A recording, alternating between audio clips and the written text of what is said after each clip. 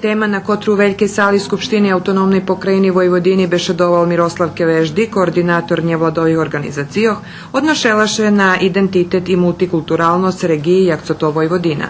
On tolkoval dva fajtinje vidljivih muroh medzi Vojvodinu i Srbiju i medzi Vojvodinu i sušednima državami i naglašal, že komunikacija važna, pretože pomaha ekonomiji.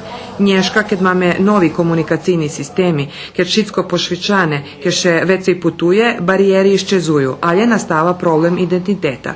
Mušiše prenajs novi sposob otrimovanja. Pred nami u Vojvodini, pred šitskima, što stvari nahodzi isti zadatak, že bizme to identitet prenašli znuka naših etničnih zajednicoh, i menšinskih i vešinskih, ali je tiš tak i na jednim regionalnim urovnju, jak Vojvodina, a možem povez isto i jak Evropska regija.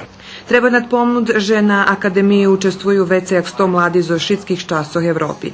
Programa še odviva cali tideň Novim Sadze, Srimskih Karlovcoh, Kovačici, Bilim Blatu, Carskej Bari, Subotici i Beogradu.